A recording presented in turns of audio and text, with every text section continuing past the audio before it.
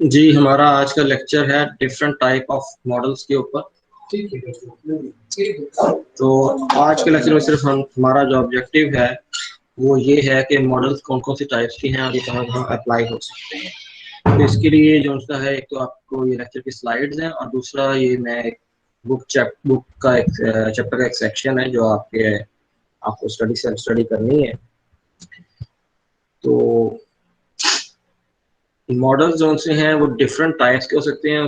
तो उसकी रीज़न क्या हो सकती है, या तो काइंड ऑफ इक्वेशंस की बेस पे वो डिफर करते हैं, वेरिएबल्स जो डिफरेंट मॉडल्स हैंडल कर सकते हैं उसकी बेस पे डिफर कर सकते हैं, या प्रोसेस की टाइप पे या प्रोसेस की नेचर के ऊपर वो डिपेंड करेंगे कि प्रोसेस किस टाइप का है, किस नेचर का है, इसके ऊपर भी मॉडल्स जो है वो वेरी कर सकते हैं। तो बेसिकली ये दो तीन रीजंस हैं जिसकी वजह से डिफरेंट टाइप ऑफ मॉडल्स जो हैं वो एग्जिस्ट करती हैं। तो ओवरऑल जो है 11 टाइप्स हैं मॉडल की।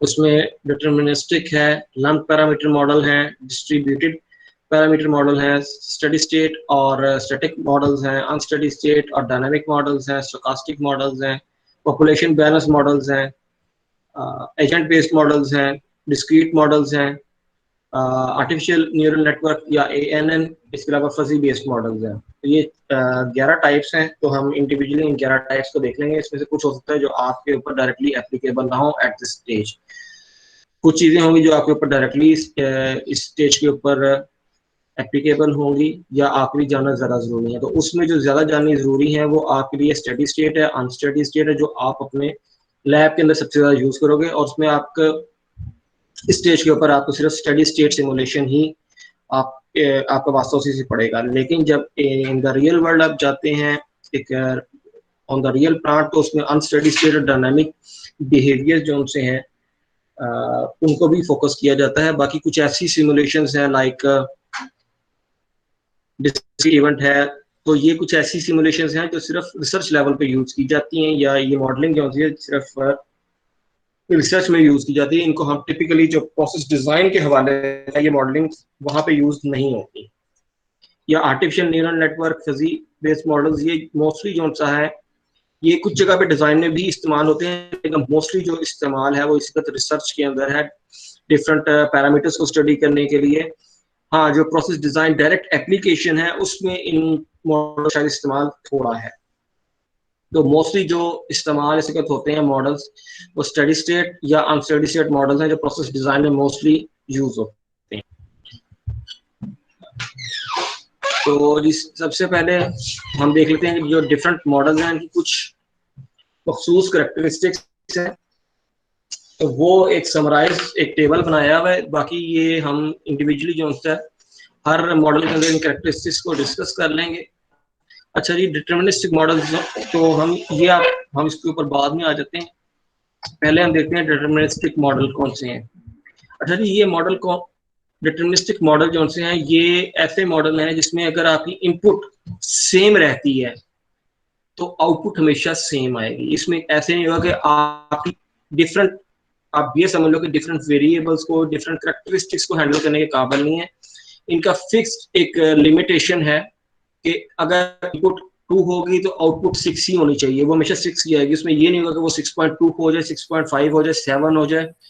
Although there could be many factors जिसकी वजह से आउटपुट चेंज हो सकती है, लेकिन डिटर्मिनिस्टिक मॉडल जो से हैं इन वेरिएशंस को हैंडल करने के पोजीशन में नहीं होते। तो वो वेरिएशन क्या होती है, तो हम रैंडम वेरिएशन बोलते हैं। वेरिएबल के अंदर कोई ऐसा वेरिएबल जिसके अंदर चेंज आए तो आपका आउटपुट चेंज हो जाए फॉर सर्टन स्पेसिफिक इनपुट्स। कोई एक ऐसा वेरिएबल हो सकता है जो वेरी करने से आउटपुट चेंज हो सकती है, लेकिन डिटर्मिनिस्टिक मॉडल्स में इनपुट में वही वेरिएबल्स होते हैं जिनके चेंज आउटपुट पे कोई फर्क नहीं पड़ता। तो ऐसे मॉडल जो से हैं वो डिटर्मिनिस्टिक मॉडल्स कहलाते हैं। अब इसकी रैंडम वेरिएबल की एग्जांपल जो सबसे अच्छी हम जो लूडो का दाना होता है इसकी हम एग्जांपल ले लेते हैं। लाइक हम हमेशा डाइस को रोल घुमा के फेंकेंगे, तो हमारी इनपुट क्या है, हमने हमेशा घुमा के फेंकना है दाने को, लेकिन क्या उसकी वेरिएबल हमेशा चेंज हो सकती है। वो 1 भी आ सकता है, 2 भी, 1 से लेके 6 तक उसकी ऑप्शन है। तो इसी तरह कुछ इंजीनियरिंग के अंदर कुछ ऐसे वेरिएबल्स हो सकते हैं जिनकी वजह से हमारी output at the each scenario वो डिफरेंट हो जाए। जैसे जैसे मतलब आपने एक दफा किया उसकी आउटपुट कुछ आई, नेक्स्ट टाइम उसकी आउटपुट कुछ आई, वो आपके पता है, आपको ये पता है कि आप जो वेरिएबल हैं वो तो वही है, लेकिन कुछ ऐसे हिडन वेरिएबल्स होते हैं जिनको हम रैंडम वेरिएबल्स कहते हैं। तो वो रैंडम वेरिएबल्स को कैपेबल, कुछ मॉडल्स होते हैं जो कैपेबल होते हैं जो रैंडम वेरिएबल्स को कंसीडर कर सकते हैं, लेकिन डिटरमिनिस्टिक मॉडल्स वो होते हैं जो सिंपल मॉडल्स हैं और ये ऐसे किसी वेरिएशन को हैंडल करने की पोजीशन में नहीं होते। अब डिटरमिनिस्टिक मॉडल्स की जो इक्वेशंस होंगी तो उनको सॉल्व करने के लिए दो तरीके हैं, बल्कि किसी भी आप मॉडल को देखेंगे तो उनको सॉल्व करने के दो तरीके होते हैं, एनालिटिकली या न्यूमेरिकली। कुछ होते हैं मॉडल जो सिर्फ न्यूमेरिकली सॉल्व हो सकते हैं, जो कम्प्लेक्स मॉडल्स होंगे वो न्यूमेरिकली सॉल्व होंगे। कुछ जो सिंपल मॉडल होते हैं वो एनालिटिकली सॉल्व हो सकते हैं। अब डिटरमिनिस्टिक मॉडल जो हैं ये दोनों तरीके से सॉल्व किए जा सकते हैं। एनालिटिकल मॉडल और न्यूमेरिकल मॉडल शायद मैंने फर्स्ट लेक्चर में बताया था, अगर किसी को कुछ याद हो इसके बारे में।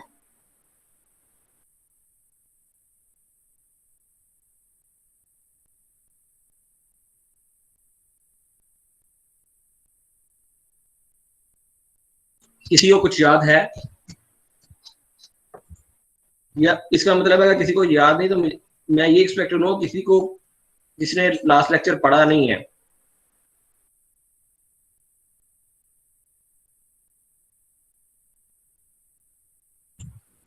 जी, एनालिटिकल और न्यूमेरिकल मेथड्स जो से हैं मॉडल को सॉल्व करने के लिए, इनमें क्या डिफरेंस है आपस में, या सामने लिखा हुआ है?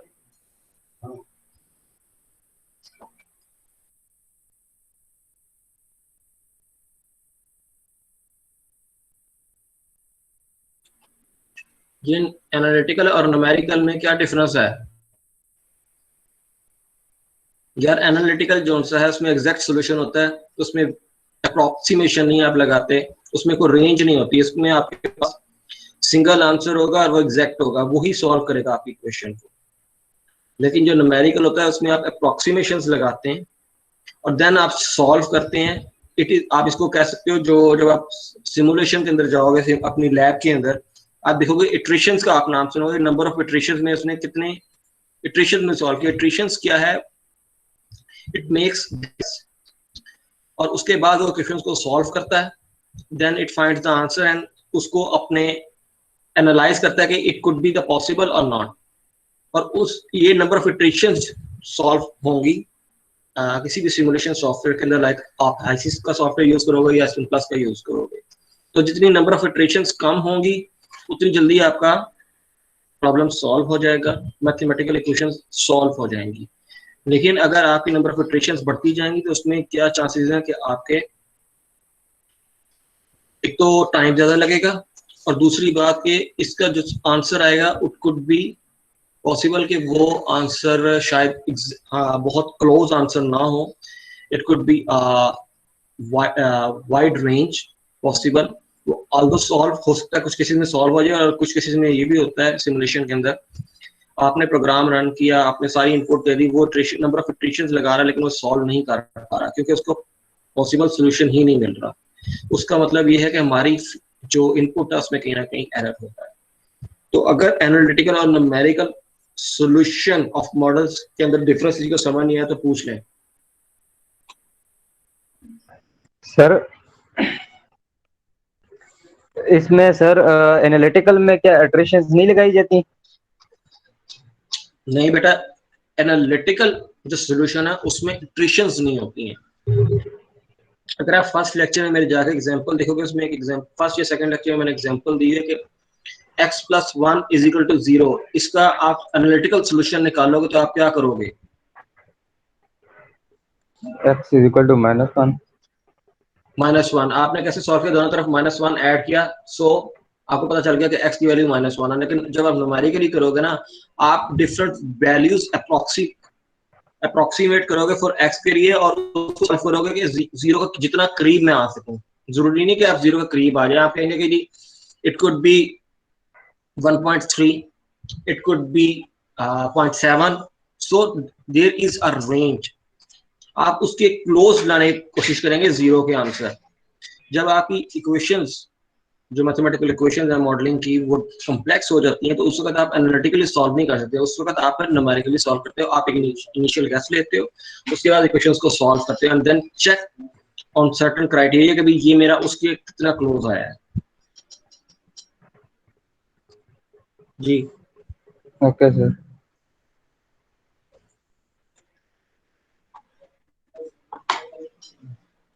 अच्छा, इसके ऊपर ना मैंने एक यूट्यूब का लिंक दिया है, ये लिंक आप लोगों ने जाकर देखना है, तो ये आपको पता चल जाएगा कि एनालिटिकल और न्यूमेरिकल में डिफरेंस क्या है। अगर आप कहते हो तो मैं ये वीडियो भी रन कर देता हूँ, अदरवाइज ये वीडियो आप खुद देखें। कर दें सर।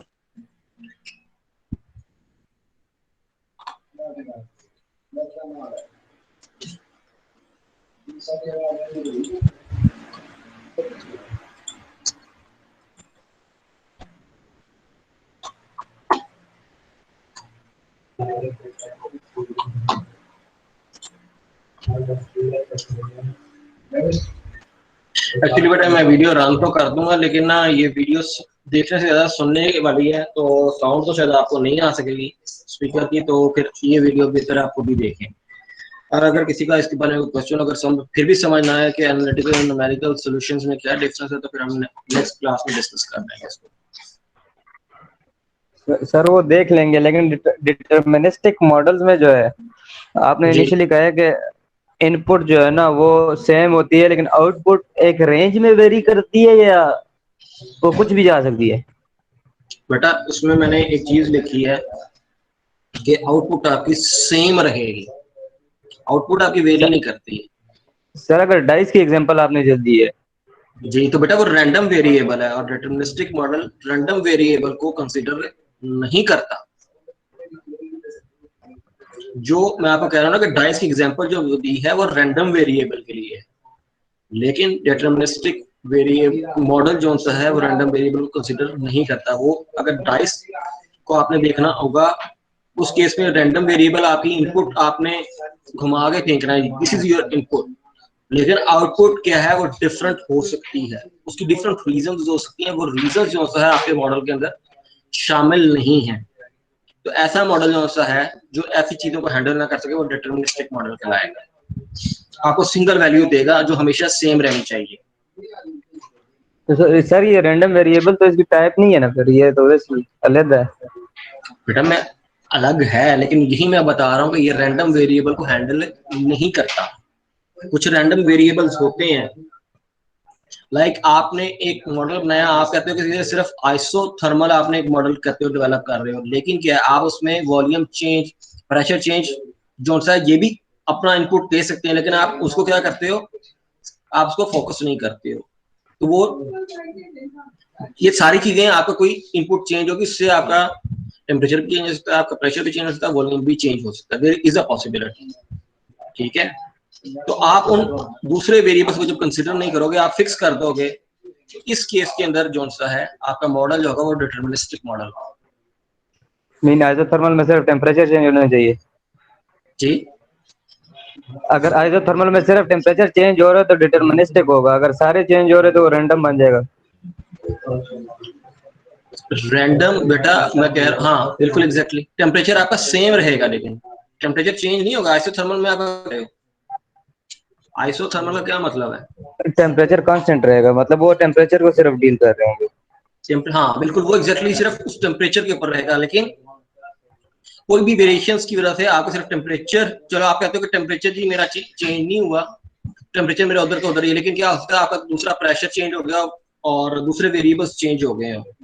तो उन वेरिएबल्स को जब आप कंसीडर नहीं करते हैं और आप सिर्फ एक वेरिएबल को कंसीडर करते हैं, उसको आपने फिक्स कर दिया है, तो आपकी आउटपुट क्या हमेशा फिक्स ही रहेगी। आप आप कहते हो कि मेरा डेल्टा पी जो सा है वो फिक्स्ड है, लेकिन आपने डेल्टा पी जो कि लाजमन चेंज हो रहा होगा और आपके प्रोसेस के ऊपर डिफरेंसेस ला रहा होगा, आप उसको कंसीडर नहीं कर रहे। This is just an example to कि आपको समझ आएगा कि होता क्या है। इसलिए डाइस जोन्स ना रैंडम वेरिएबल को समझने के लिए सबसे बेस्ट एग्जांपल है।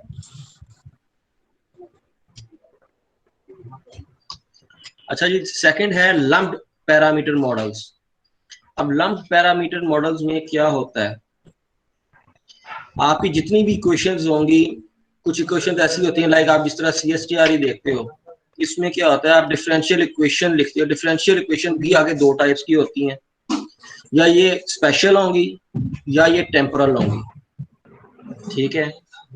अब स्पेशल डेरिवेटिव या स्पेशल डिफरेंशियल इक्वेशन कौन सी होती है, जिसमें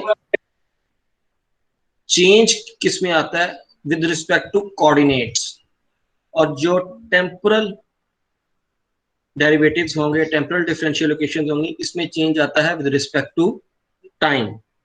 सो पहले आप ये डिफरेंशियल इक्वेशन की दो टाइप्स हैं, इसके ऊपर अपने आप को क्लियर कर लें कि ये दो टाइप्स होती हैं, और उसके बाद हम नेक्स्ट चलेंगे।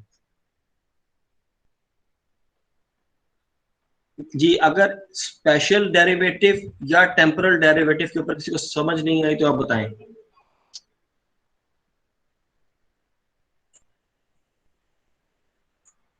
सर रिपीट कर दें। बेटा स्पेशल डेरिवेटिव ये होगा कि अगर जो आप जो डिफरेंशियल इक्वेशन लिखते हो ना, आपने कभी देखी है, आपने देखी होगी dy/dx पढ़ी होगी। अब x जो सा है, इसमें क्या है आपका, वो कोऑर्डिनेट है x एक्सिस का, लेकिन इसमें क्या होता है, dy/dx प्लस dy/dy/dz। चलो ऊपर y की जगह आप dA कर लो, कोई पैरामीटर है, x एक्सिस में उसका क्या चेंज आ रहा है, y डायरेक्शन में क्या चेंज है, और z डायरेक्शन में क्या चेंज है। तीन डायरेक्शन होती हैं पॉसिबल। जी, डायरेक्शन मैक्सिमम कितने, तीन। लाइक आप 3D मॉडलिंग आपने सुनी होगी, 3D मॉडलिंग, तो बेसिकली तीन डायरेक्शंस होती हैं, एक वर्टिकल, एक स्ट्रेट और एक साइड पे। ये तीन डायरेक्शंस होती हैं। अगर इसके अलावा कोई आपको डायरेक्शन पता हो तो बताएं। कोई भी किसी भी चीज को फिजिकली आपने देखना हो तो उसको कितनी डायरेक्शन में देखा जाता है? 3D में सर, मिनिमम 3D में। तो 3D में कौन सी डायमेंशन है, एक्स एक्सिस, वाई एक्सिस और जेड एक्सिस। तो जो डेरिवेटिव इन तीनों डायरेक्शंस को कंसीडर करता है, that is called special derivative, जिसमें आप किसी भी पैरामीटर को डिफरेंट डायरेक्शंस के अंदर जो सा है, आप उसको स्टडी कर दोगे डेरिवेटिव डिफरेंशियल इक्वेशन के through, then it is a spatial derivative. लेकिन अगर आप देखोगे किसी पैरामीटर में change with respect to time, आप डायरेक्शन चेंज को कंसीडर नहीं कर रहे हो, then it is a temporal derivative. Like आपका कोई वेरिएबल है, with respect to change time, इसमें क्या चेंज आ रहा है, then it is a temporal derivative, ठीक है। तो जो हमारे लंप्ड पैरामीटर मॉडल्स हैं, इसकी सबसे बेस्ट एग्जांपल क्या होती है, ये CSTR एक ऐसा केस है जिसमें हमारी एक मेन अजम्पशन होती है, जो मैंने इधर हाईलाइट की हुई है। It is a completely mixed system. Completely mixed का क्या मतलब है, इसमें कंसंट्रेशन क्या होगी इनसाइड द रिएक्टर। जी,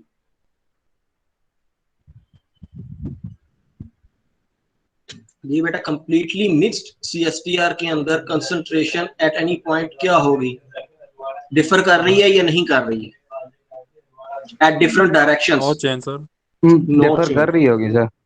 देखें, नहीं, जब आपने वेल अगर मिक्स कह दिया तो eight every point the concentration is change, either वो x डायरेक्शन है, आइदर वो y डायरेक्शन है, आइदर वो z डायरेक्शन है, ठीक है। जब आपकी कंसंट्रेशन को ऐसा वेरिएबल जिसका आप कह लो कि तीनों डायरेक्शन के अंदर वो effect there is no change, then it is called a lumped parameter. तो जो लम्प्ड पैरामीटर मॉडल्स हैं वो बेसिकली स्पेशल डेरिवेटिव को कंसीडर नहीं करते। लाइक ये जो आपको एग्जांपल दी है, this is CSTR is a very good example of lumped parameter model, क्योंकि इसमें कंसंट्रेशन है, ठीक है, लेकिन हमने जब उसके ऊपर अजम्पशन लगा दी उसकी मॉडल बनाते हुए, हमने कंसंट्रेशन को देखना है इनसाइड द रिएक्टर, तो उसमें हमने जब एक अजम्पशन लगा दी कि जी ये वेल मिक्स CSTR है, या इसका स्टीरर जोन है, इसकी कंटिन्यूस एक ही स्पीड है। जब वो एक कंटिन्यूस स्पीड होगी और आपकी कंटिन्यूस इनपुट और कंटिन्यूस आउटपुट है, तो वो वेल मिक्स्ड रहेगा, उसकी concentration at each point is same inside the reactor. अब वो ये नहीं है कि वो जरूरी नहीं है कि वो जैसे ही एंटर होगा रिएक्टर में वो फौरी तौर पर रिएक्टर को लीव कर जाए, जरूरी नहीं है। उसको टाइम भी लग सकता है और वो फौरी भी नहीं कर सकता, लेकिन कंसंट्रेशन वो वही अचीव करेगा जो रिएक्टर में किसी भी डायरेक्शन के ऊपर बाकी कंपोनेंट्स की है। आइदर वो आप अगर उसको प्रोडक्ट की कंसंट्रेशन देखना चाहें वो भी सेम रहेगी, इनसाइड द रिएक्टर अगर आप इनपुट फीड की कंसंट्रेशन देखना चाहें वो भी सेम रहेगी। जी क्लियर हुआ है या नहीं?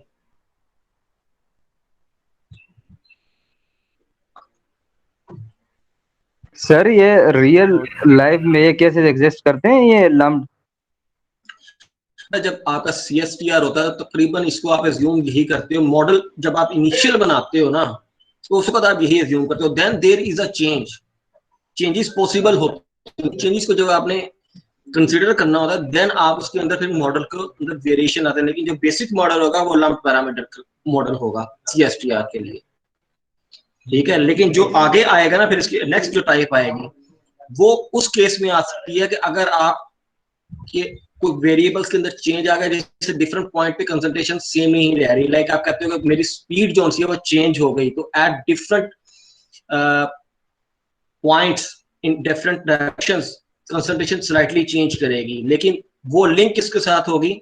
आपकी स्टीरर की स्पीड के साथ, जो कि आपकी फिक्स नहीं रह सकी। तो आपको उसका एक अलग से फैक्टर या उसके वेरिएबल को इंक्लूड करना पड़ेगा मॉडल को, and then the lump parameter model will be change to another kind of model जो स्पेशल डेरिवेटिव को कंसीडर कर रहा होगा। बेसिकली जो लंप्ड पैरामीटर मॉडल है ये स्पेशल डेरिवेटिव को कंसीडर ही नहीं करता।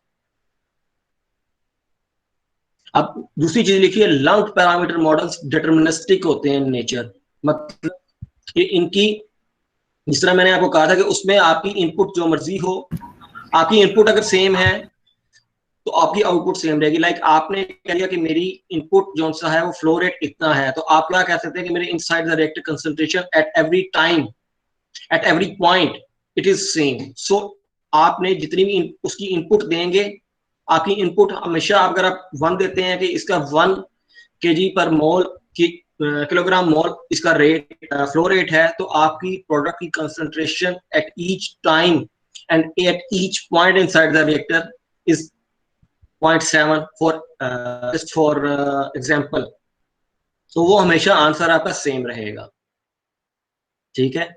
अच्छा, इसके बाद दूसरी चीज है कि आपके लंप पैरामीटर मॉडल्स हमेशा मोस्टली जो है वो ऑर्डिनरी डिफरेंशियल इक्वेशंस के ऊपर होंगे। पार्शियल डेरिवेटिव्स पॉसिबल हो सकते हैं किसी केस में, लेकिन आप उसको प्योर लंप पैरामीटर मॉडल नहीं कह सकते। पार्शियल डेरिवेटिव का पता है किसी को क्या होता है?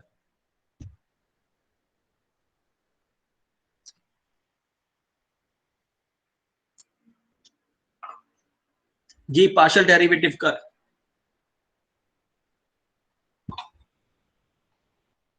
पार्शियल डेरिवेटिव होता है जो डिफरेंट एक्सिस के अंदर आप किसी भी पैरामीटर को वेरिएशन देखते हैं ना, then it is a partial derivative. तो लंप्ड पैरामीटर की जो इक्वेशन होगी वो हमेशा ऑर्डिनरी डिफरेंशियल इक्वेशन होगी। डिफरेंशियल इक्वेशन लंप्ड पैरामीटर्स में भी होगी और डिस्ट्रीब्यूटेड पैरामीटर मॉडल में भी होगी। जो आपका क्वेश्चन था ना कि अगर CSTR में वो अगर कंसेंट आप कहते हैं, जो मैं एग्जांपल दे रहा हूं की स्पीड चेंज हो जाती है और फिर there is a change at different point in concentration, then it would be a distributed parameter model कि आपका पैरामीटर की वैल्यू डिफरेंट पॉइंट पे इनसाइड द रिएक्टर वो चेंज हो रही है। सर पार्शियल का क्या कहा हमने? पार्शियल डेरिवेटिव, पार्शियल डेरिवेटिव होता है जो dA by dx plus dA by dy plus dA by dz, इस तरह तीनों डायरेक्शन में जब आप देखते हैं, मे बी 1 से 2 डायरेक्शन हो सकती हैं, दो या 3 डायरेक्शन भी हो सकती हैं, लेकिन 1 से ज्यादा डायरेक्शन जब इन्वॉल्व हो जाती हैं then it will be a partial derivative equation, ठीक है। इसमें आप टाइम के हवाले से भी देख सकते हैं और प्लस आप तीनों डायरेक्शंस के हवाले से भी देख सकते हैं। तो जो ऑर्डिनरी डिफरेंशियल इक्वेशन है इसमें आपकी डायरेक्शन का इफेक्ट 0 होगा। हाँ, अगर आप देखेंगे आप इसको टेम्पोरल कह सकते हो, लेकिन टेम्पोरल अगर आ जाए लंप पैरामीटर मॉडल में फिर आगे हो जाते हैं स्टैटिक मॉडल या डायनामिक मॉडल, उसमें अगर आपका टेम्परेचर टाइम चेंज 0 हो जाएगा then it is a static lump parameter model. अगर उसमें टाइम का इफेक्ट होगा then it would be a dynamic lumped parameter model.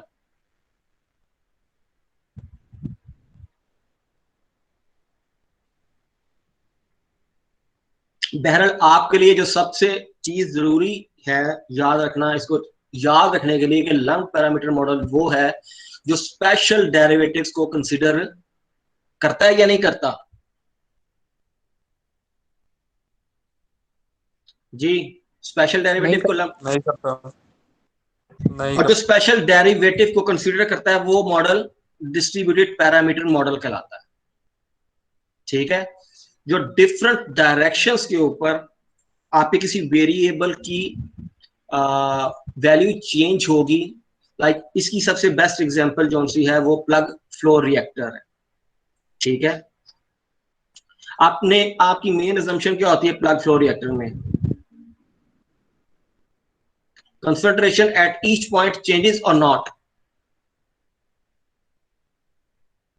आपने प्लग इसमें फ्लो सर रिएक्टर, चेंज होगा। जी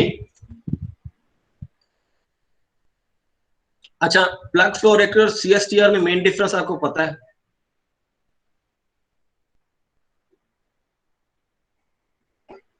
जी, प्लग फ्लो रिएक्टर और सीएसटीआर में मेन डिफरेंस क्या है दोनों में? अगर आपको ये पता है देन आप इजीली अंडरस्टैंड कर सकते हो। यार बोलो तो सही, किसी को पता है कि नहीं पता सीएसटीआर और प्लग फ्लो रिएक्टर में डिफरेंस? अगर नहीं पता तो बताओ, नहीं पता नो तो मैं बता देता सर। हूँ। यार प्लग फ्लो जो सीएसटीआर है उसमें क्या है, आप ये भी कह सकते हो कि कंटिन्यूस वो भी है, कंटिन्यूस ये भी है, ये दोनों में सिमिलरिटी है, लेकिन डिफरेंस क्या आता है कि उसमें आपके पास स्टेरर है जो पूरे मिक्सचर को इनसाइड द रिएक्टर कंटिन्यूसली एक ही स्पीड के ऊपर मिक्स करता रहेगा। जब वो मिक्स करता रहेगा तो आपकी कंसंट्रेशन हर पॉइंट पे सेम रहे। लेकिन प्लग फ्लो रिएक्टर में एक्सटर्नल स्टेरर इन्वॉल्व नहीं होता, तो जैसे इनपुट एंटर होती है रिएक्टर में, the reaction start inside the reactor, और जैसे जैसे ये रिएक्टर की लेंथ के अंदर ट्रेवल करता है तो concentration at each point changes. ठीक है, अब वो एक्सियल डायरेक्शन भी हो सकती है, वो वर्टिकल डायरेक्शन भी हो सकती है, और वो एंगल की डायरेक्शन भी हो सकती है। तो at each direction the concentration is changing.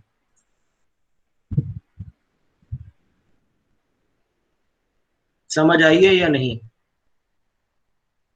Yes sir, समझ आ गई। अब स्पेशल अच्छा, इसके बाद जो सा है आपके वेरिएबल डिफरेंट हो सकते हैं, आपकी कंसंट्रेशन भी आप दे सकते हो। मैंने आपको एग्जांपल सिर्फ कंसंट्रेशन की दी है, वेरिएबल आपका टेम्परेचर भी हो सकता है, वेरिएबल आपका प्रेशर भी हो सकता है। अच्छा, अभी आप मुझे बताओ कि आप इंस्ट्रूमेंटेशन एंड कंट्रोल का सब्जेक्ट पढ़ रहे हो, 4 वेरिएबल कौन से होते हैं जो मेजर किए जा सकते हैं डायरेक्टली?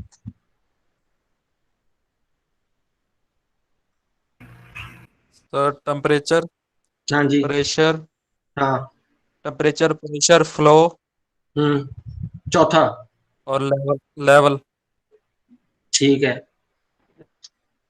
तो वेरिएबल मैंने यहाँ पे 3 लिखे हैं, लेकिन इसके अलावा वो 2 वेरिएबल भी हो सकते हैं। जो कंसंट्रेशन है ये डायरेक्टली मेजर्ड नहीं, ये इनडायरेक्टली मेजर्ड है, ये आप कैलकुलेशन के थ्रू ऑब्टेन करेंगे although it is a variable, लेकिन ये डायरेक्टली आप इसको मेजर नहीं कर सकते। बट इन सम केसेस आपको कुछ ऐसे सेंसर मिल जाते हैं जो आपकी कंसंट्रेशन मेजर करके आपको वैल्यू दे सकते हैं विदाउट एनी कैलकुलेशन। उसका हार्डवेयर ऐसा डिजाइन होता है कि वो उसको सेंस करके आपको वैल्यूज बताते हैं, but it is not, it is very costly और हर जगह ये इजीली अवेलेबल नहीं। तो मोस्टली जो से हैं वो 4 ही वेरिएबल्स कंसिडर किए जाते हैं।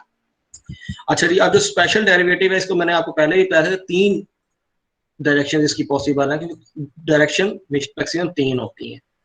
तो अगर एक डायरेक्शन है तो पहले तो वो हो जाएगा लंप पैरामीटर मॉडल, लेकिन अगर 2 डायरेक्शन हो जाए तो चूंकि मॉडल कम्प्लेक्स हो जाएगा, although it is a distributed parameter model. लेकिन अगर 3 डायरेक्शन इन्वॉल्व हो जाए तो वो कम्प्लेक्स, इंतहाई कम्प्लेक्स हो जाएगा, और जितने भी डिस्ट्रीब्यूटेड पैरामीटर मॉडल्स हैं इनको आप एनालिटिकली सॉल्व नहीं कर सकते हो, these can be solve only numerically. ठीक है, अच्छा जी, हमने जो एक इसमें प्लग फ्लो रिएक्टर शो किया हुआ है, अगर हम देखें कंसंट्रेशन के हवाले से, तो ये आप मुझे बताएं कि ये लम्प्ड पैरामीटर मॉडल की एग्जांपल है या डिस्ट्रीब्यूटेड पैरामीटर मॉडल की एग्जांपल है from the point view of concentration?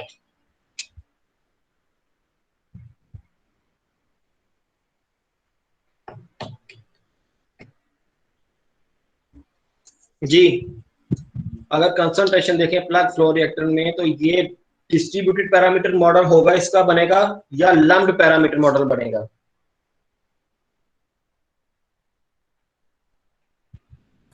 Lumped बनेगा सर। लम्प्ड बनेगा जी। कोई डिस्ट्रीब्यूटेड वाला है? सिंगल।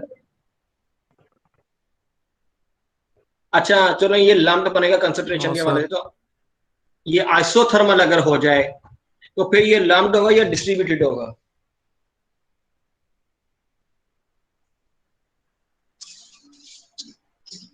लम्प्ड होगा, लम्प्ड। किस केस में? आइसोथर्मल के केस में सर, जब आप बता रहे हैं। और कंसंट्रेशन के? सर कंसंट्रेशन में फिर हमारे पास ये डिस्ट्रीब्यूटेड हो जाएगा, क्योंकि वो वेरी करेगा। और अगर हम आइसोथर्मल सीएसटीआर लें, फिर उसमें कंसंट्रेशन के हवाले से कौन सा मॉडल है? सर उसमें फिर लम्प्ड होगा, क्योंकि वो उसमें हम कंटिन्यूअस फ्लो है ना, तो हमें सर वो कंसंट्रेशन उसमें सेम रहेगी हमारे और पास। आइसोथर्मल सीएसटीआर के लिए आपका वो भी जो सर लम्प्ड ही होगा। आइसोथर्मल अगर लें, फिर वो क्या होगा? वो भी लम्प्ड ही होगा सर उसमें। जी बेटा, अगर इनके अलावा किसी को समझ नहीं आया तो बता दें, क्योंकि मुझे तो लगता है कि आप अंडरस्टैंड कर गए, क्योंकि इन्होंने जितने मतलब मैंने क्वेश्चन पूछे, इन्होंने सही आंसर दिए हैं।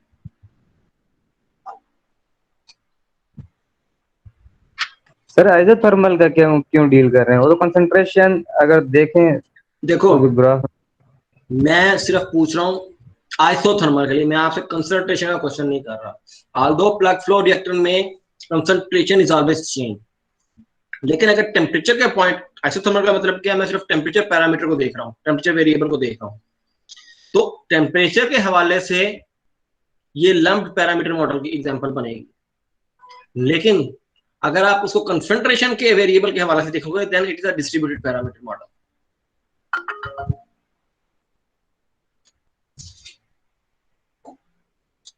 जी क्लियर हुआ है या नहीं? हो गया सर।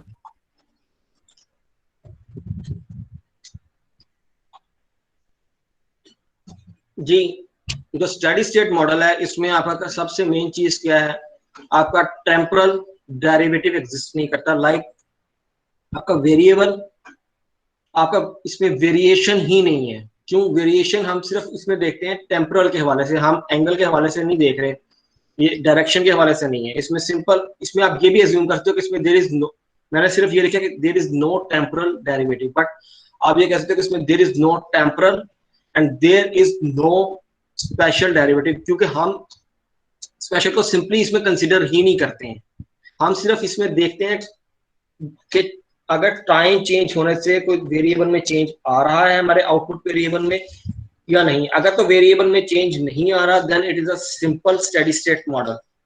ठीक है, या आप इसको कह रहे हो ये आइडियल कंडीशंस हैं जो इस प्रोसेस को ऑपरेट करने के लिए। और इसको सॉल्व करने के लिए आप ये समझ सकते हो कि आप शायद इसको एनालिटिकली भी सॉल्व कर लो। ऐसे मॉडल्स होंगे, लाइक जो जितने भी आपने हीट एक्सचेंजर की इक्वेशंस पढ़ी होंगी या जो रिएक्शन की इक्वेशंस पढ़ रहे हो, वो सारी स्टेडी स्टेट मॉडल्स हैं, और आप उनको इजीली एनालिटिकली सॉल्व कर लेते हो। आपको एजम्पशन नहीं लेनी पड़ती, आप न्यूमेरिकली नहीं लेते हो। लेकिन जब आपका सिस्टम नंबर ऑफ इक्वेशंस बढ़ जाती हैं, देन जो उनसे आपको सॉल्व करने के लिए शायद गैस की जरूरत पड़ती है। लेकिन अगर आपकी एक या दो इक्वेशंस हैं और वो स्टेडी स्टेट के ऊपर है, देन आप एनालिटिकली सॉल्व कर सकते हैं।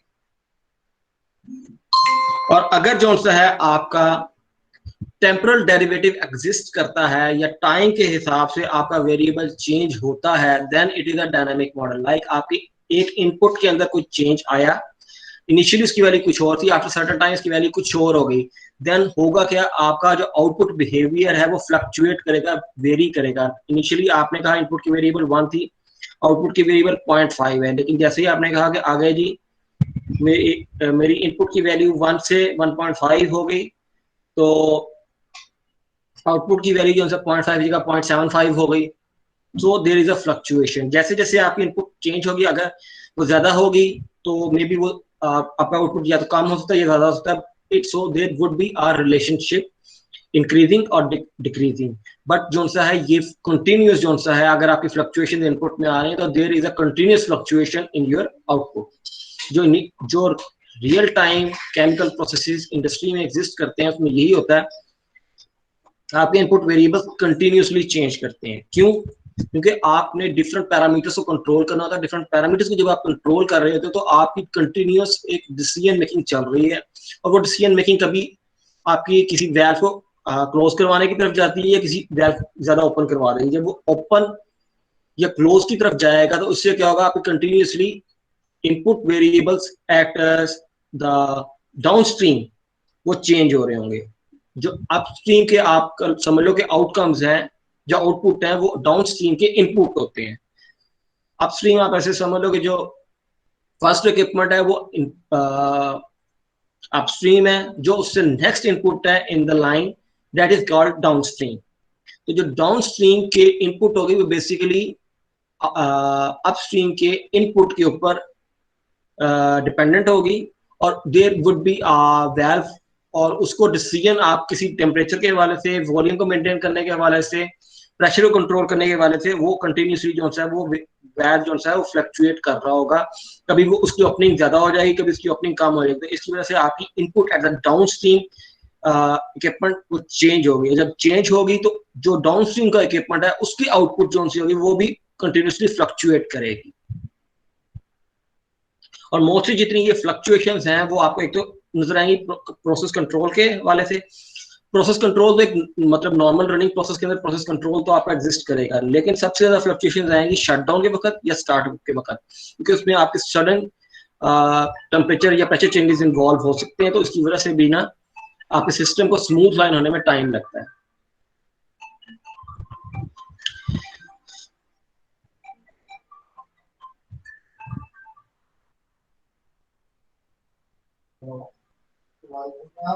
अच्छा जी, इसके बाद नेक्स्ट है स्टोकास्टिक मॉडल। आल्दो ये आपको ज्यादा जो है यूज नहीं करने पड़ेंगे, लाइक जिस लेवल पे आप अभी हो इस लेवल पे आपकी यूजेज नहीं है स्टोकास्टिक मॉडल्स का। अब इनका होता है कि ये आप समझ लो कि छोटी छोटे ऐसे पैरामीटर्स को कंसीडर, ऐसे वेरिएबल्स को कंसीडर करते हैं जो हम मैसिवली अपने प्रोसेस डिजाइन के अंदर यूज नहीं करते। लाइक आपने कोई रिएक्शन हम जो करते हैं प्रोसेस डिजाइन के अंदर, हम सिर्फ एक रिएक्टर डिजाइन करेंगे या रिएक्शन की कंसंट्रेशन देख लेंगे कि हमारे रिएक्टेंट की कंसंट्रेशन में क्या चेंज आ रहा है या हमारे प्रोडक्ट कंसंट्रेशन में क्या चेंज आ रहा है विद सर्टेन पैरामीटर्स, टेम्परेचर के हवाले से, फ्लो के हवाले से। लेकिन अगर हम देखें मॉलिक्यूलर लेवल पे, हम देखें कि जो हमारे मॉलिक्यूल्स की कोलिजन किस तरह हो रही है, कोलिजन किस एंगल पर हो रही है, जब आप छोटी छोटी चीजें उसकी देखेंगे और उसका इफेक्ट देखेंगे अपनी आउटपुट के ऊपर, then it is called stochastic modelling. क्यों? कि ये रैंडम वेरिएबल्स को कंसिडर कर रहा है, जो वेरिएबल्स के अंदर रैंडम चेंजेस आती हैं, जिस तरह हमने डाई की एग्जांपल दी थी। जो ऐसी वो कौन सी रीजन है जिसकी वजह से हर दफा डाइस की वैल्यू चेंज हो सकती है, कभी एक आ सकती है कभी दो आ सकती है। तो वो जो छोटी रीजंस हैं वो रीजन हमें सरफेस के ऊपर नजर नहीं आती हैं, उसके लिए हमें डेप्थ इन डेप्थ स्टडी करनी पड़ती है। तो बेसिकली ये जो मॉडल्स हैं ये एट द स्टेज ऑफ आप कह लो कि स्टडीज जो सा है, रिसर्च स्टडीज के अंदर मोस्टली यूज होते हैं। ये मोस्टली टिपिकली जो सा है नॉर्मल प्रोसेस डिजाइन, उसके अंदर स्टोकास्टिक मॉडल्स का इस्तेमाल बहुत थोड़ा है।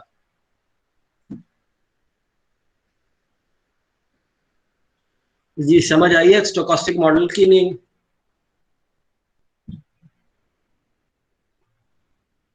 सर इसमें फिर कौन से वेरिएबल, जो बहुत माइनर छोटे से वेरिएबल होते हैं वो कौन से होते हैं, वो कौन से चेक कर रहे होते हैं? यार एग्जांपल आपके सामने लिखी है मॉलिक्यूलर कोलिजन। आपने कोलिजन थ्योरी तो पढ़ी होगी ना। आप मिक्सिंग के लिए कोलिजन का वेरिएबल जो है वेरिएबल वो एक इम्पॉर्टेंट है, लेकिन जब आप नॉर्मल अपने प्रोसेस डिजाइन की स्टडी करते हैं आप कोलिजन को फैक्टर को कंसीडर नहीं करते हैं। लेकिन अगर आपने ऐसे फैक्टर्स जो मॉलिक्यूलर लेवल के ऊपर हो उनको आपने स्टडी करना हो और उसकी बेस पे आपने आउटपुट का बिहेवियर या आउटपुट वेरिएबल में चेंजेस देखनी है, तो देन आप जो मॉडल्स डेवलप होंगे वो स्टोकास्टिक मॉडल्स होंगे।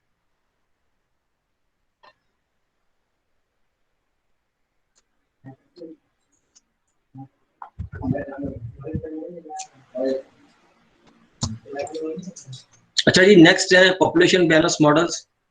पॉपुलेशन बैलेंस मॉडल्स और स्टोकास्टिक मॉडल्स दोनों में सिमिलरिटी क्या है, दोनों जो है रैंडम वेरिएबल्स को हैंडल करने की कैपेसिटी रखते हैं, लेकिन पॉपुलेशन बैलेंस मॉडल्स के अंदर एडवांटेज क्या है, ये डिफरेंट अगर मल्टी फेज सिस्टम हो तो उसको भी हैंडल करते हैं, लेकिन जो आपका स्टोकास्टिक मॉडल है ये आपके मल्टी फेज सिस्टम को हैंडल नहीं करेगा, ये सिर्फ सिंगल फेज को हैंडल करता है, आइदर वो लिक्विड फेज हो या आपका वेपर फेज हो। लेकिन अगर आपके एक से ज्यादा फेजेस एग्जिस्ट करते हैं, लाइक अगर आपने सुना हो एक गैसिफिकेशन एक प्रोसेस होता है, शायद आपने खबरों में कभी कभी सुना हो अंडरग्राउंड कोल गैसिफिकेशन है, तो जो गैसिफिकेशन प्रोसेस होता है उसमें बेसिकली एक से ज्यादा फेजेस इन्वॉल्व होते हैं, उसमें सॉलिड फेज भी होता है, उसमें गैसियस फेज भी होता है।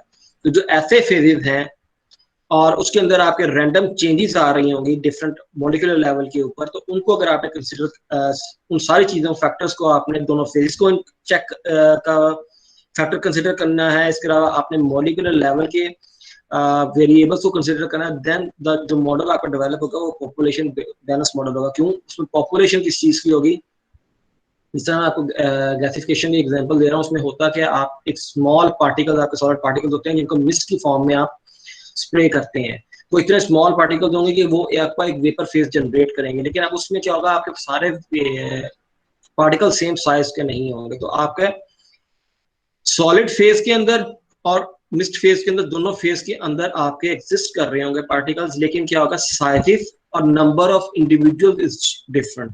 तो वो जितना आपकी उसमें अब पार्टिकल्स जो से हैं, एक पार्टिकल वो इंडिविजुअल होगा और जो नंबर ऑफ पार्टिकल्स होंगे वो पार्टिकल की एक स्पेसिफिक फेज के अंदर पॉपुलेशन होगी।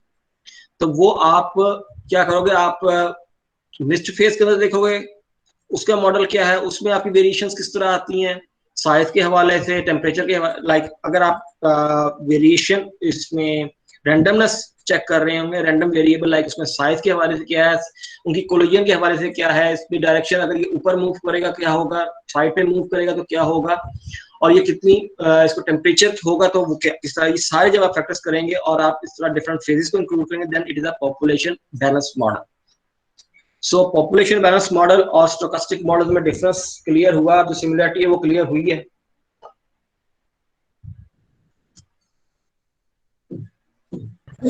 एक सिंगल फेज एक मल्टी फेज को हैंडल करता है, बाकी सिंगल फेज को कौन सा हैंडल करता है? स्टोकास्टिक। ठीक है, अच्छा, इसके बाद एजेंट बेस्ड मॉडल्स हैं, Aldous it is a type of model, लेकिन जो सा ये हमारे प्रोसेस डिजाइन के अंदर इनका यूसेज नहीं, मोस्टली होता है सप्लाई चेन में। ये एजेंट बेस्ड मॉडल्स कौन से होते हैं? एजेंट वो होते हैं, आप समझ लो कि आपने कुछ चीज मार्केट में सप्लाई करनी है, तो एजेंट जो होते हैं अपने ऊपर कुछ डिसीजंस लेते हैं। आपने मार्केट में कुछ एजेंट्स दिए होंगे, जो आपके सप्लायर होंगे वो अपने ऊपर कुछ डिसीजंस लेंगे, तो कुछ ऐसी चीजें जो खुद से डिसीजन लेने की कैपेसिटी रखती हैं, और डिसीजन जो है डायरेक्टली आपका जो अपना वेरिएबल उसके हाथ में, कुछ थर्ड पार्टी है उसके हाथ में कुछ डिसीजंस हैं, तो जो ऐसे मॉडल्स होंगे, तो ऐसे फैक्टर्स होंगे, वो जो सा है वो एजेंट बेस्ड मॉडल्स होंगे, और मोस्टली इसका ताल्लुक किससे है? ह्यूमन बिहेवियर से। तो ह्यूमन बिहेवियर डिफरेंट जगहों पे आ सकता है, प्रोसेस के अंदर भी हो सकता है कि आपका एक्सपीरियंस कितना था, या आपको किसी चीज की स्पेसिफिक नॉलेज थी भी या नहीं थी, या अगर आपने नॉलेज होते हुए किसी चीज को छुपाया और उस चीज को कंसिडर नहीं किया, तो बेसिकली आपने क्यों नहीं किया, वो ह्यूमन साइकी जब आ जाती है, तो ये एजेंट बेस्ड मॉडल्स की में कंसिडर होती है, जब आप ह्यूमन बिहेवियर को इंक्लूड करते हैं अपने मॉडल के साथ। जी जी सर, ये हम सर इसमें कह सकते हैं जो कि किसी केमिकल प्रोसेस में हम कैटालिस्ट को कह सकते हैं, कैटालिटिक बिहेवियर को, ये जिस तरह कैटलिस्ट हो सकता है, ये एजेंट बेस्ड मॉडल हो सकता है।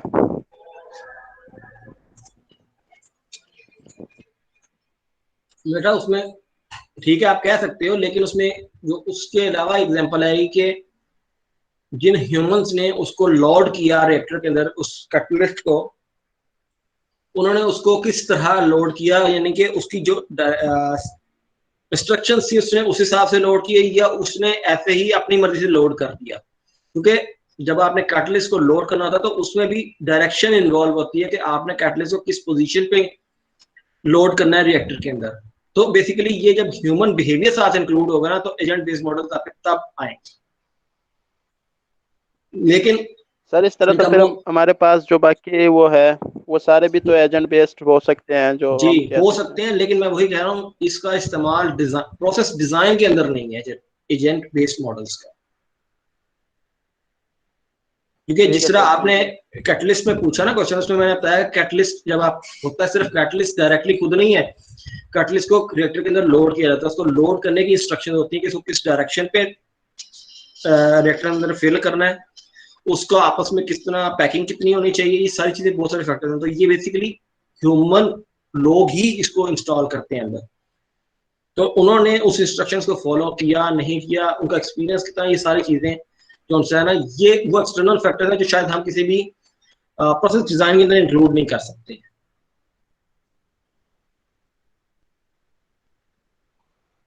अच्छा जी, इसके बाद आते हैं डिस्क्रीट वेरिएबल्स। अब डिस्क्रीट वेरिएबल्स भी मैंने आपको पहले दूसरे लेक्चर में बताया था कि ये किसी भी टाइम, एक लिमिटेड टाइम के अंदर आप इसको कैलकुलेट कर सकते हो। अगर अगर आप इसको कैलकुलेट नहीं कर सकते then it is not a discrete variable. Like आपकी जेब में इस वक्त कितने पैसे हैं, it is a discrete variable और नॉट।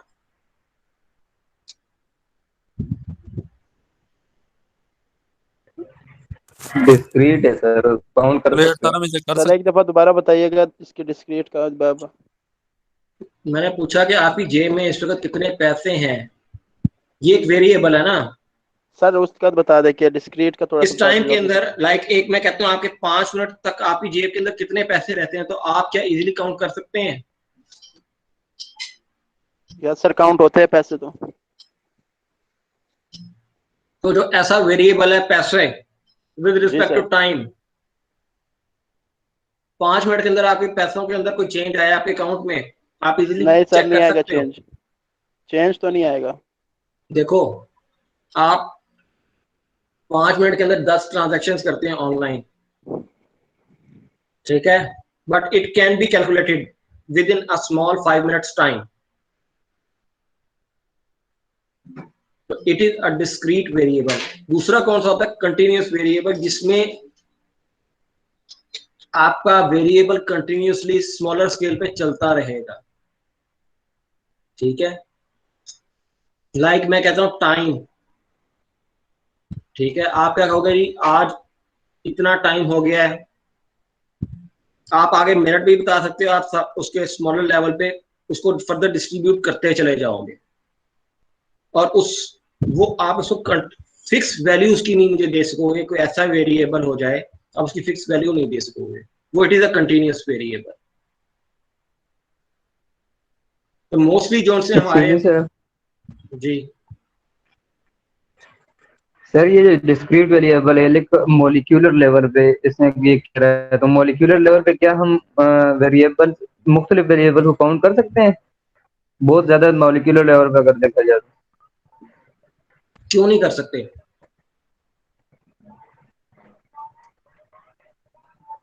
जिस तरह कोलिजन ही है मॉलिक्यूलर लेवल के ऊपर, क्या आप देख नहीं सकते हो कि इसने कितनी कोलिजन की, कितनी फोर्स के साथ की एक स्मॉलर टाइम के अंदर?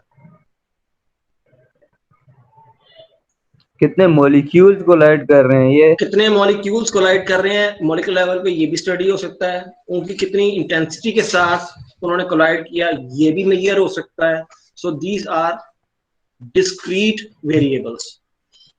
आप ये नहीं कहोगे कि ये टकरा रहे हैं, लेकिन ये टकराते चले जा रहा। अगर आप इस चीज को कंसिडर करते हो as a variable then it is a continuous.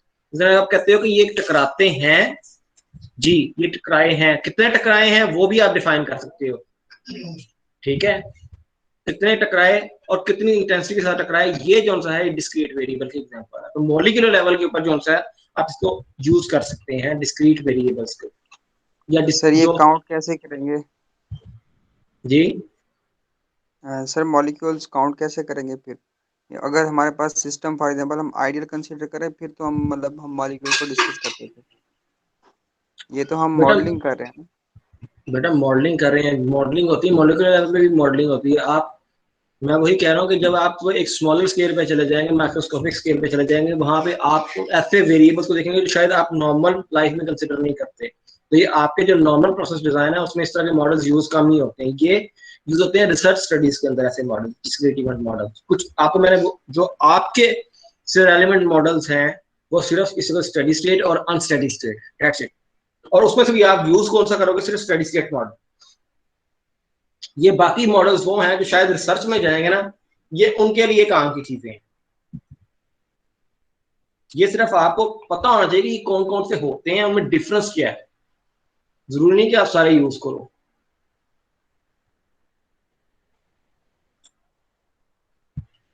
अच्छा जी, इसके बाद नेक्स्ट दो मॉडल्स हैं, आर्टिफिशियल न्यूरल नेटवर्क जिसको हम सिंपली एएनएन मॉडल्स बोलते हैं, और फजी बेस्ड मॉडल। ये मोस्टली जो से हैं ये रिसर्च के अंदर यूज की जाते हैं डिफरेंट।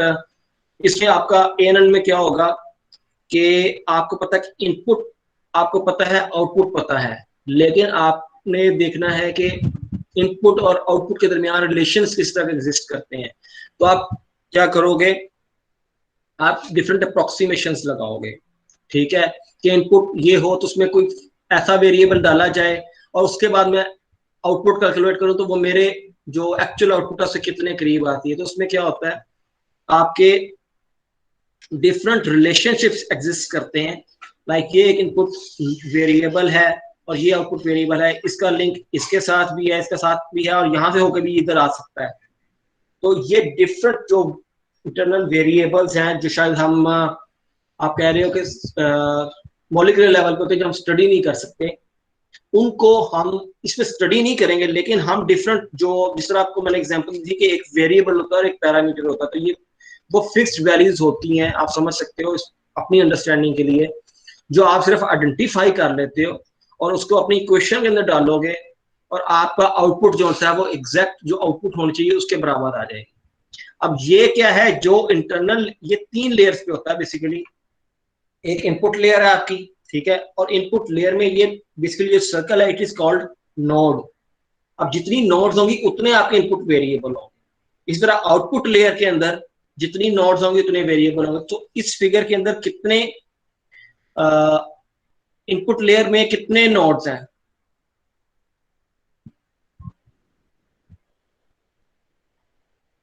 जी, इनपुट लेयर में कितनी नोड्स हैं?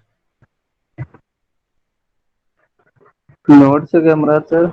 ये जो सर्कल है इट इज कॉल्ड नोड। आप किसी एक वेरिएबल को, किसी एक पैरामीटर को जो है वो एक नोड के साथ रिप्रेजेंट करते हैं।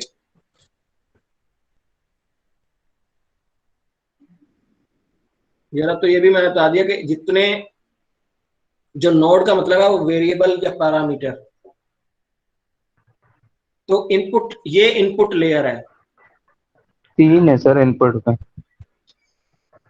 3 क्या चीजें हैं? 3 नोड्स या 3 वेरिएबल्स? 3 वेरिएबल्स है, नोड्स रिप्रेजेंट कर रहे हैं। और आउटपुट लेयर में 2 ग्रीन। आपके 2 नोड्स हैं, इट मींस 2 वेरिएबल हैं, 2 आउटकम्स हैं जिनको आपने देखना है, और 3 आपके पास इनपुट वेरिएबल हैं, चेंज होंगे। अब जो हिडन लेयर है ना, ये यहाँ पे तो एक शो किया है, लेकिन हिडन लेयर 2 या 3 हो सकती है, लेकिन मैक्सिमम जो है ना इनको 3 कंसिडर किया जाता है। मैक्सिमम 3 हिडन लेयर हो सकती है जिनके आपस में इंटर रिलेशनशिप्स हो सकते हैं। लाइक ये जितने भी आप एरोस देख रहे हो बेसिकली इसका इसके साथ, इसका इसके साथ, और इसका इन दोनों का मिलके इसके ऊपर कोई इफेक्ट आ सकता है। हिडन में 4 चले गए हैं ये। बेटा हिडन में ये 4 नोड्स भी हो सकती हैं। लाइक ये वो चीजें हैं जो आपको सरफेस पर नजर नहीं आ रही कि किन किन चीजों के साथ लिंक्स हैं, ठीक है। तो जो डिफरेंट लिंक्स पॉसिबल हो सकते हैं ना, इसको आपने सिर्फ क्या करना है, सिर्फ आपने अपने मॉडल को बार बार जो है चेक करना है। आपने एक इनिशियल थोड़ा सा गैस बनाया, आपने इनपुट और आउटपुट के दरमियान एक रिलेशन डेवलप किया कि जी मेरे पास एक्सपेरिमेंटल डेटा है, आपने इनपुट और आउटपुट के दरमियान एक रिलेशन डेवलप किया और उनके दरमियान कुछ फैक्टर लग गया। अब वो जैसे जैसे आपके फैक्टर बढ़ते जाएंगे, अब ये समझ लो कि वो आपकी हिडन लेयर्स बढ़ रही हैं, ठीक है। अब वो हिडन है, आपको नहीं पता कि रिलेशनशिप्स इनपुट और आउटपुट के दरमियान कहाँ कहाँ पर हैं और किन किन वेरिएबल्स के साथ, किन किन पैरामीटर के साथ हैं, जो आपको सरफेसली पता नहीं है, लेकिन उनके रिलेशनशिप्स एक्चुअली एग्जिस्ट करते हैं। आपका मकसद यहाँ पर क्या होता है कि आपने सिर्फ एक फाइनल रिलेशनशिप डेवलप करना है इनपुट और आउटपुट के दरमियान, सो आपका मॉडल जो सा है वो एक्सपेरिमेंटल डाटा को के करीब आ जाए। आपका मकसद ये नहीं होता कि मैं स्टडी कर लूं, आपका मकसद ये नहीं होता कि मैं स्टडी कर लूं कौन से वेरिएबल है, आपने सिर्फ देखना है कि यार अच्छा कितने वेरिएबल होते हैं, वो सिर्फ आपने आइडेंटिफाई करने हैं, उनकी वैल्यू तो आपने एज ए पैरामीटर डिफाइन कर देनी है। So it is called a NN based model. इसमें हमने एक चीज देखी है कि ट्रेनिंग हम करवाते हैं, होता क्या है, आप इनिशियली कुछ डाटा लिया, आपने उसको स्टडी किया, एक रिलेशनशिप डेवलप किया, अब आपने देखा कि जी मैंने एक्चुअल आउटपुट मेरी ये थी, मेरे मॉडल की बेस पे ये वैल्यू हुई, अब आप क्या करोगे, आप उसको रिफाइन करोगे, आप उसमें फर्दर कोई पैरामीटर ऐड करोगे, आप उसको फर्दर अपने डाटा को देखोगे, उसके अंदर रिलेशनशिप्स को फर्दर ढूंढने की कोशिश करोगे कि कहाँ पे आपस में एक दूसरे के साथ इनका कोई रिलेशनशिप डेवलप हो रहा है। तो वो जो रिलेशनशिप्स होते हैं वो ट्रेनिंग कहलाती है बेसिकली, जो आप फर्दर डाटा को रिफाइन करते जाते हो और अपने इनपुट और आउटपुट वेरिएबल्स के अंदर एक अच्छा रिलेशनशिप डेवलप कर लो, ताकि आपका इनपुट आप जो आपके मॉडल बने वो ऐसा हो कि वो आपकी एग्जैक्ट एक्चुअल आउटपुट के बराबर आपको दे सके। लेकिन आपने ये नहीं देखना इसमें कि आपके इंटरनली कौन से वेरिएबल्स हैं जो बीच में इनपुट और आउटपुट के दरमियान लिंक करते हैं, बट बस आपको ये पता है कि कुछ इनपुट वेरिएबल्स हैं जो एग्जिस्ट करते हैं जिनकी वजह से ये रिलेशनशिप डेवलप है, उनकी सिर्फ आप पैरामीट्रिक वैल्यू फाइंड आउट करेंगे। जी इसको अगर किसी को क्लियर ना हुआ हो तो बता दें।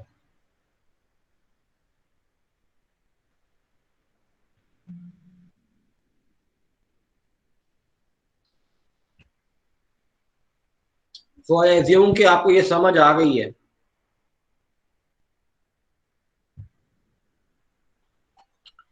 ठीक है जी, अब इसके बाद लास्ट पे जो सर अगर इसे हम नहीं डील कर रहे हैं जी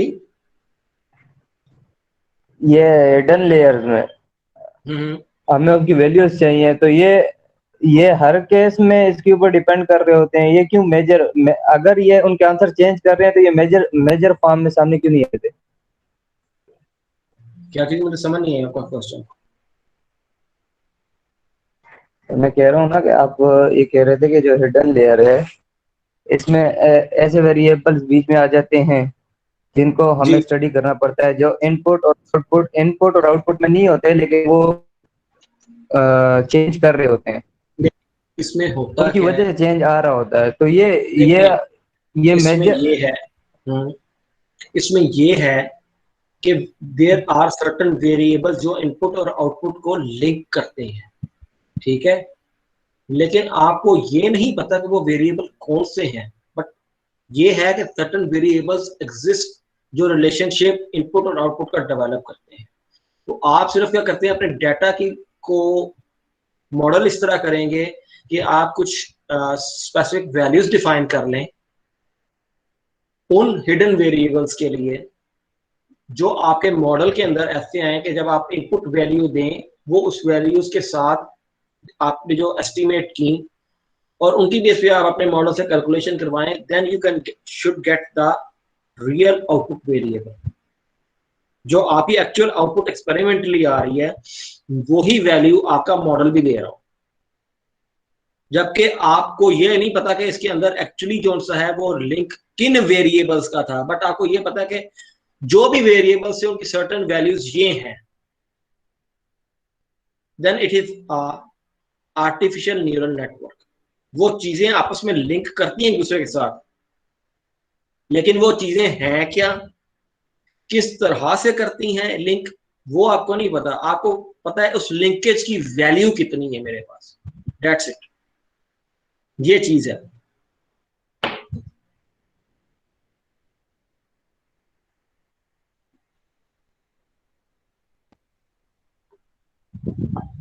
जी समझ आ गई है।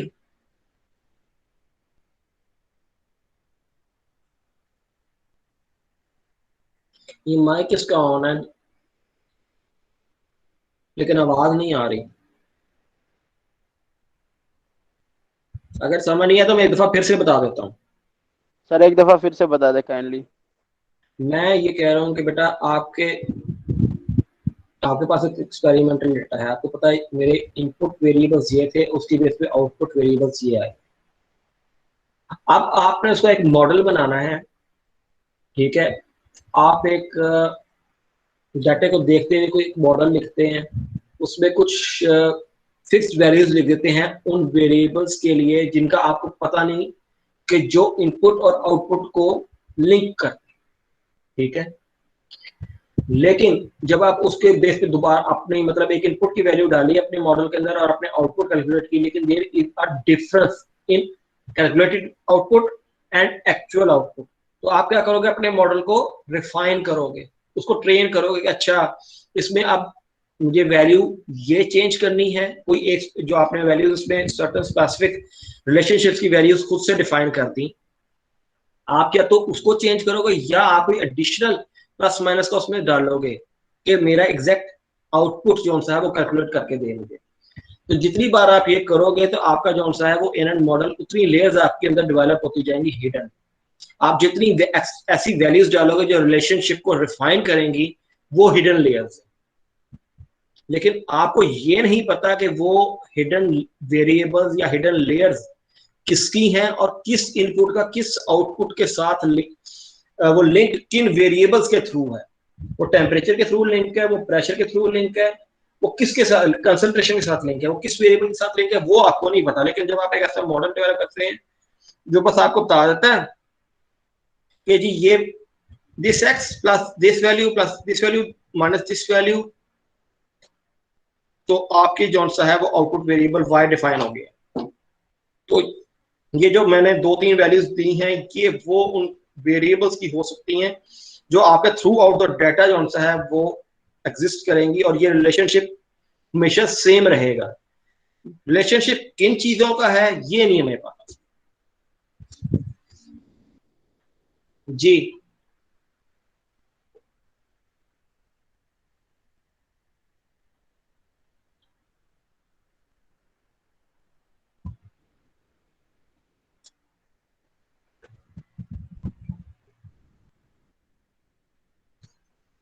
अच्छा जी, लास्ट पे हमारे फजी मॉडल्स आते हैं। अब इसमें वेरिएबल्स हमारे कौन से हैं? वेरिएबल्स हमारे क्वांटिफाइड नहीं है, क्वालिटेटिव मॉडल हैं। सिंपल आप कह देते हो कि ज्यादा, उससे थोड़ा, बहुत ज्यादा थोड़ा और सबसे कम। इस तरह का कोई वेरिएबल आपके पास हो जिसके पास आपको 100% आपके पास वैल्यू नहीं कि ये 100 है, 50 है, 0 है, 20 है, लेकिन आप सिर्फ उसकी क्वालिटेटिव कर रहे हैं ना, तो उसको ऐसे वेरिएबल्स को जब आपने कंसिडर करवाना होगा, आप फजी मॉडल्स जो उसकी बेस पे मॉडल बनेगा ना, जो सिर्फ ये बता सके कि इसकी वैल्यू एक सर्टेन रेंज के अंदर है, ये मैक्सिमम पे है, ये मिनिमम पे है, या ये दरमियान में कहीं पे एग्जिस्ट करती है, तो ऐसे जो मॉडल्स होंगे वो फजी मॉडल्स कहलाएंगे। अब ये जो सा मॉडल ये हर बंदा नहीं बना सकता इजीली, लाइक एक्सपेरिमेंटल डेटा की बेस पे नहीं है, ये सिर्फ जजमेंट की बेस पे है, और जितना जिसका एक्सपीरियंस ज्यादा है, जिसकी जजमेंट अच्छी है, वही ये मॉडल्स डेवलप कर सकता है। लेकिन फजी बेस्ड मॉडल जो सा है वो टिपिकली प्रोसेस डिजाइन के अंदर यूज नहीं होते हैं। हाँ, रिसर्च मॉडल जहाँ पे आपको कुछ वही चीज है कि आपको पता नहीं एग्जैक्टली कि 100% आपकी वैल्यू कितनी है। पिछले में क्या था, आपको ये नहीं पता कि वेरिएबल है कौन सा एन में। फजी में ये है आपको एग्जैक्ट उसकी रेंज नहीं पता, एग्जैक्ट वैल्यूज नहीं पता। तो ऐसे जो मॉडल्स होंगे जो ऐसे वेरिएबल्स को कंसीडर करेंगे जिनकी एग्जैक्ट वैल्यूज आपके पास नहीं है, लेकिन वो आपको ये बता सकते हैं ये वेरिएबल अगर बढ़ेगा, ये दरमियाना होगा तो फला आउटपुट के ऊपर इफेक्ट ज्यादा की तरफ जाएगा या कम की तरफ जाएगा। जो आउटपुट होगी ना तो वो भी इसी तरह होगी, बहुत ज्यादा बढ़ गया तो ये बहुत ज्यादा कम हो जाएगा, बहुत ज्यादा कम हुआ तो बहुत ज्यादा ये बढ़ गया। सो इनपुट जिस तरह आपकी एम्बिगुअस होगी इसी तरह आपकी आउटपुट एम्बिगुअस होगी। तो इसको सिर्फ हम खुद अपनी अंडरस्टैंडिंग के लिए 0 और 1 की वैल्यूज में डिफाइन कर लेते हैं। इसमें आप ये देख रहे हो टेम्परेचर हॉट है तो बहुत ज्यादा है और इसकी वैल्यू इस तरफ इस एक्सिस में बढ़ गई है, ठीक है। कोल्ड है तो ये इस एक्सिस की तरफ चली जाएगी।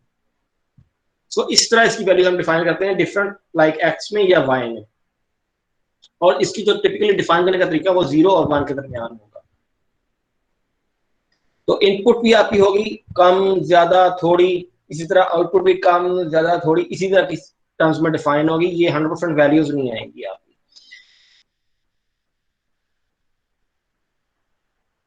जी, किसी का कोई क्वेश्चन?